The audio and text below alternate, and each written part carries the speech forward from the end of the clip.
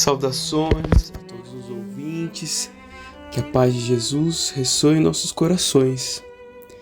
Na oportunidade desse estudo do Apocalipse, Mitos e Verdades, de autoria de Haroldo Dutra Dias, nós gostaríamos de estudar esse texto tão rico de símbolos e debates.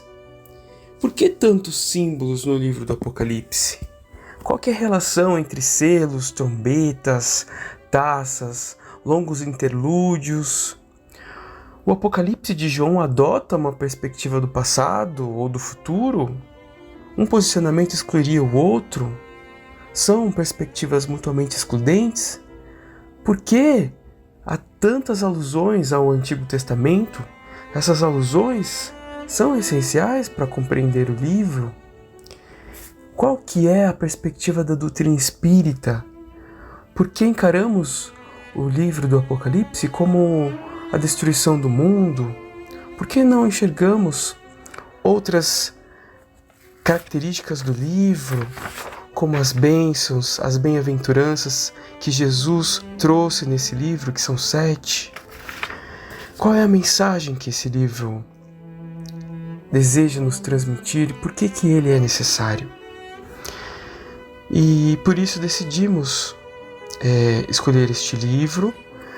É claro que o livro do Haroldo não encerra todas as discussões e também não pretendemos esgotar, porque não temos conhecimento, não temos ainda experiência suficiente, mas recorreremos sempre à doutrina espírita, a literatura, que são várias. O próprio Haroldo recorre à bibliografia básica do Espiritismo, o Livro dos Espíritos, o Evangelho, as mensagens, as instruções dos Espíritos, psicografadas pelo Chico Xavier. Então, acreditamos que esse livro seja um livro sério, bem fundamentado. E antes de iniciarmos a leitura do primeiro capítulo da introdução, nós gostaríamos de traçar um breve comentário. Esse livro do Haroldo é dividido em 7 capítulos. O capítulo 1, as profecias. O capítulo 2, conceitos fundamentais. O capítulo 3, o livre-arbítrio e a origem do mal. Capítulo 4, a serpente, o dragão e o cordeiro. O capítulo 5, a metáfora do 7, o ciclo perfeito. O capítulo 6, o tempo de Deus e os ciclos da evolução. E o capítulo 7, o Senhor das Estrelas no comando do universo. E com essa estrutura do livro do Haroldo, nós iremos contextualizar antes como que era viver no tempo em que o livro Apocalipse foi escrito por João. Nós recorremos a fontes de historiadores e identificamos que durante a vida os imperadores romanos eram tidos como representantes dos deuses. Porém, o costume dos romanos era deificar os imperadores após as suas mortes. Assim foi com Júlio César, Augusto, Cláudio, Vespasiano. Porém, alguns imperadores gostariam de ser adorados como deuses em vida. Calígula exigiu ser adorado, mas não foi reconhecido como divino pelo Senado. Tibério e Cláudio não aceitaram ser deificados durante a vida. Nero não foi deificado, embora fosse seu desejo, e Domiciano o desejava. Há moedas que retratavam esse imperador Domiciano entronizado como pai dos deuses. O título de Deus era, ao mesmo tempo, uma forma de bajulação e de subjugação. Visava refrear resistência ao império do poder romano, estabilizando a paz romana como mecanismo de manutenção da subjugação, mas ao mesmo tempo era a deturpação do ego, centrado na figura do imperador, representava a queda do ser humano. Por isso, era obrigatório, naquela época, participar do culto ao imperador. Cada cidade praticava os próprios rituais e disputavam o privilégio de construir um templo.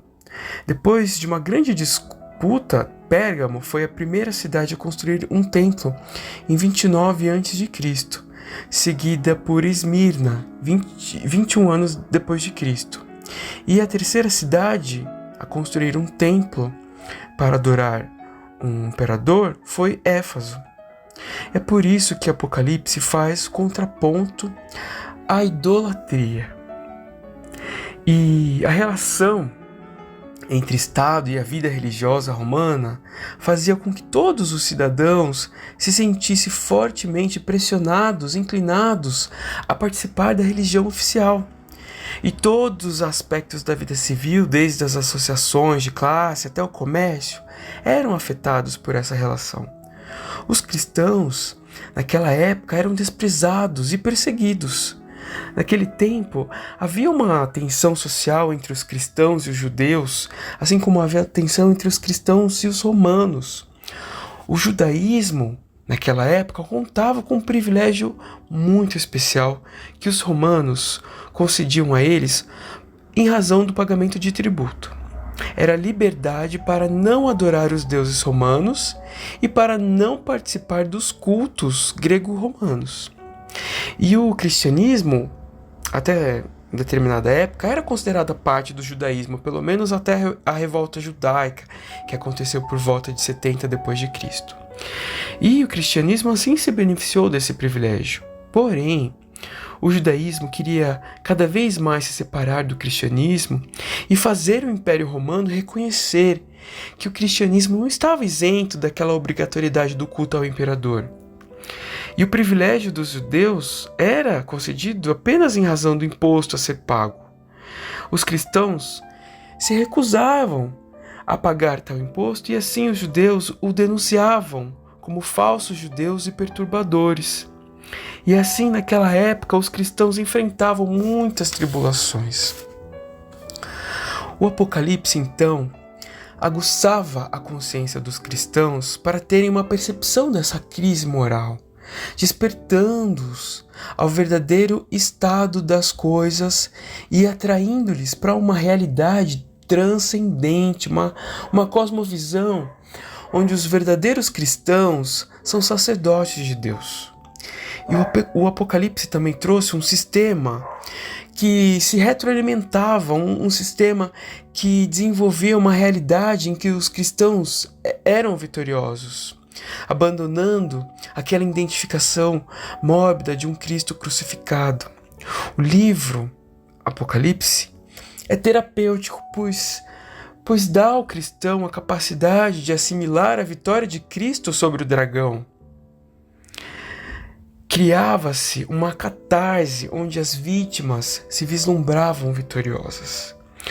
O Apocalipse trazia esperança e, como um todo, pode ser visto como um cumprimento dos três primeiros pedidos da oração ao Pai Nosso. Santificado seja o teu nome, venha o teu reino, seja feita a tua vontade, assim na terra como no céu.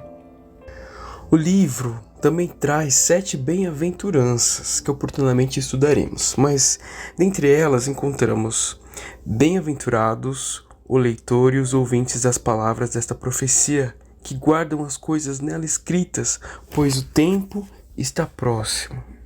E outra bem-aventurança: bem-aventurados os que lavam suas vestes, pois assim poderão dispor da árvore da vida e entrar na cidade pelas portas.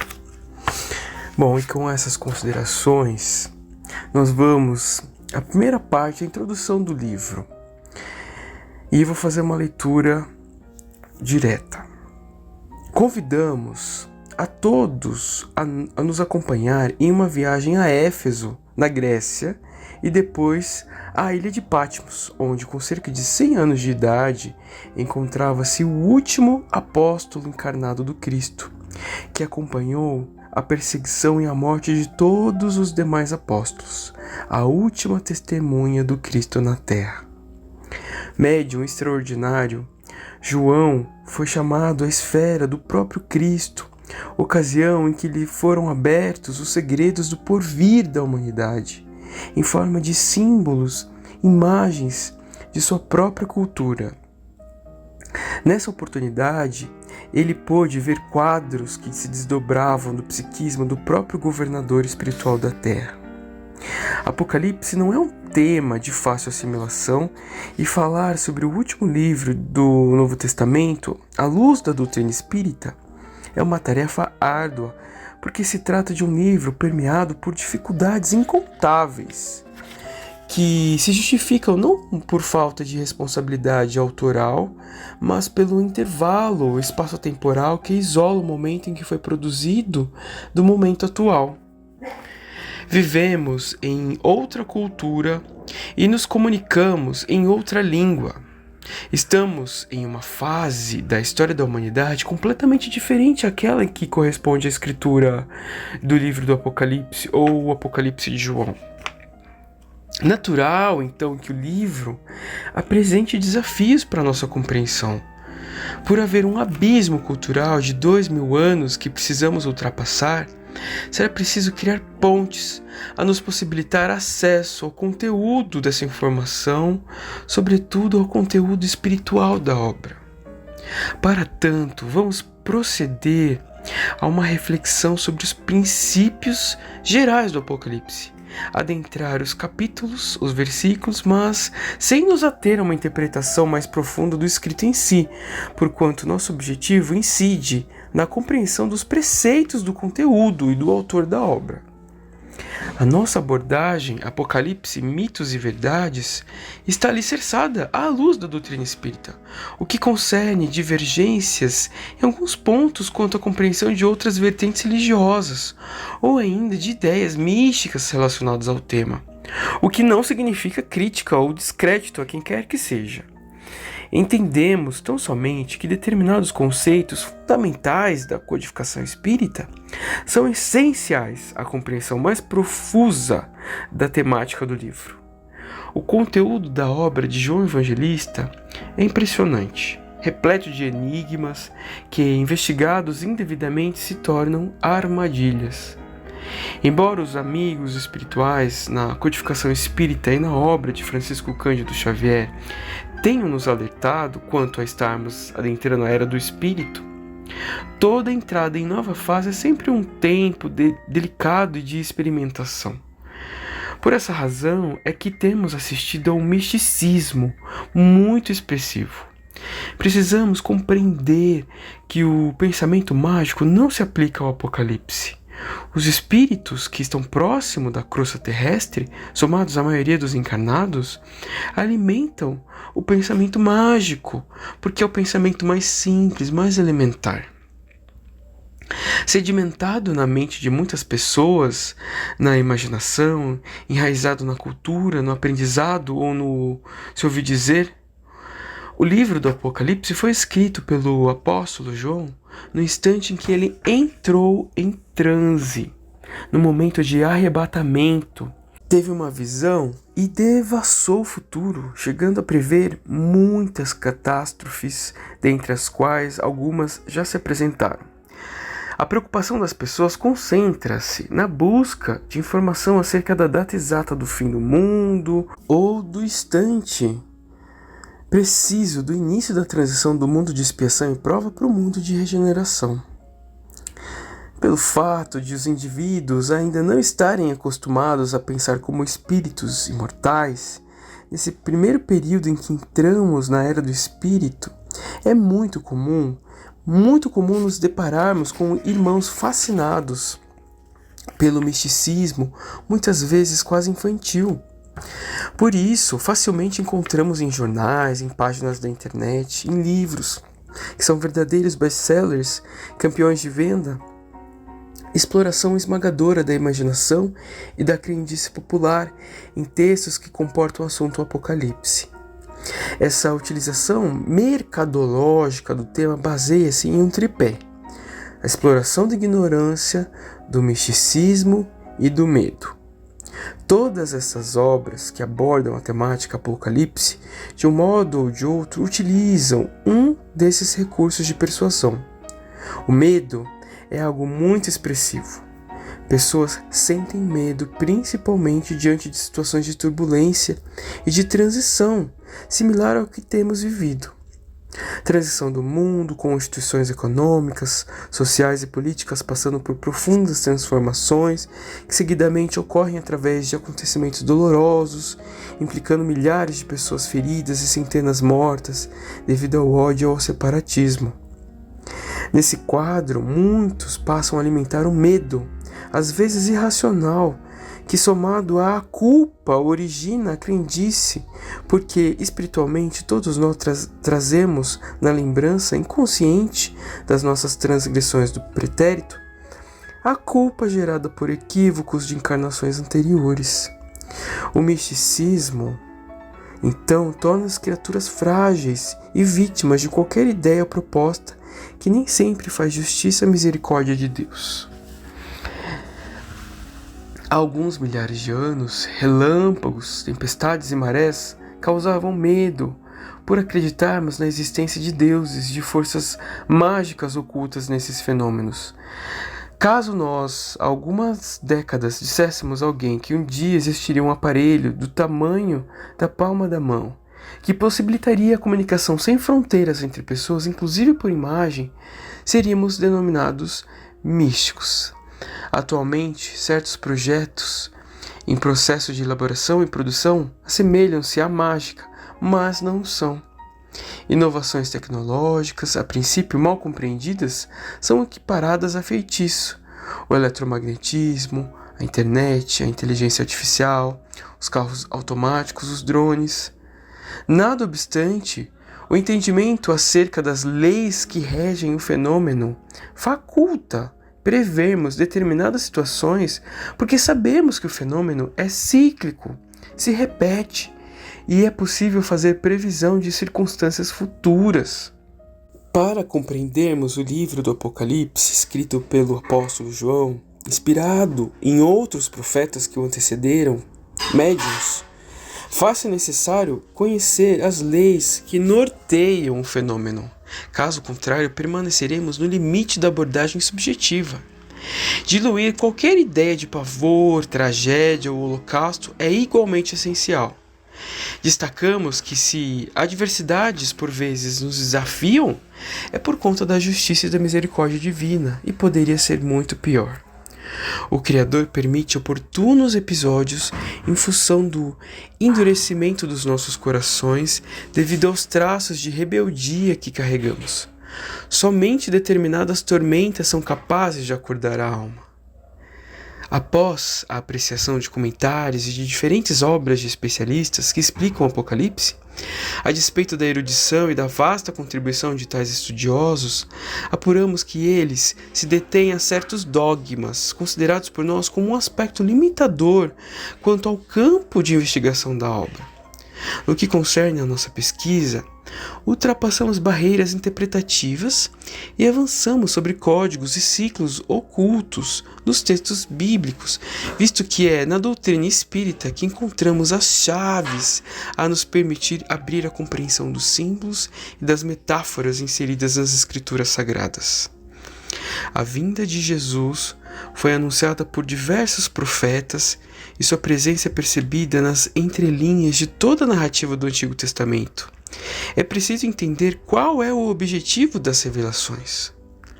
E assentados em tais advertências, é que iremos navegar nesse rio caudaloso que é o Apocalipse. Haroldo Dutra Dias. E com essas considerações encerramos a introdução do livro Apocalipse, Mitos e Verdades, agradecendo a oportunidade e a presença de todos. Ficamos com a oração do Pai Nosso. Pai nosso que estais no céu, santificado seja o vosso nome, venha a nós o vosso reino, seja feita, Pai, a vossa vontade, assim na terra como no céu. O pão nosso de cada dia nos dai hoje, perdoai as nossas dívidas, à medida em que perdoamos aos nossos irmãos. Não nos deixeis cair em tentação, mas livrai-nos do mal. Que assim seja, Pai. Graças a Deus e a Jesus.